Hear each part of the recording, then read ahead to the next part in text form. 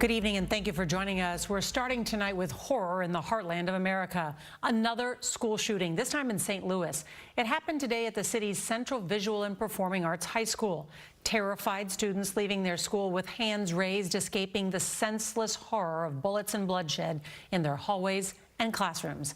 A teenage girl was pronounced dead inside the school. Another victim, a teacher, died at the hospital. The gunman, believed to be in his 20s, was killed in a gun battle with police. This was the 40th school shooting in the U.S. this year. That's a half dozen more than in all of last year.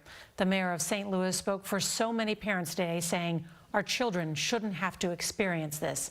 Caroline Hecker of our CBS St. Louis affiliate KMOV joins us now from the scene. Good evening, Caroline. Good evening, Norah. It was a horrifying and chaotic scene here that played out at the school. The victims ranging in age from 61 years old to just 15. The shooting sending students scrambling to safety, jumping out of windows, and finding any door they could find. It was just after 9 a.m. They reported an active shooter in a high school when an all too familiar scene erupted. We're walking out the building. It's blood on the ground and stuff like that. We see students covered in blood. I see a lot of kids. It was kids crying everywhere. Police raced to Central Visual and Performing Arts High School. Traumatized students ran for their lives. Relatives rushed to their loved ones. It's a nightmare. Students say the shooter entered the school with a long gun, then opened fire, killing one female teenager and injuring at least 7 others. One victim, teacher Jean Kushka, who passionately raised money for diabetes research, later died at the hospital. The gunman was reportedly killed by police. I seen my friend have all blood on her hand, and it was like she seen the shooter, and the shooter came to her and said, "You ready to die?"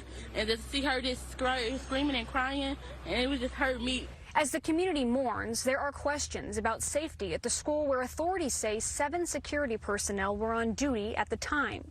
It was that timely response by that security officer, the fact that the door did cause pause for the suspect, that bought us some time. But yes, the doors were locked. Investigators located the suspect's car and are searching for more clues to the gunman's motive. Everyone who survived here is going to take home trauma. Even the officers who responded here, and the firefighters and the paramedics who worked on people here are going to experience some degree of trauma.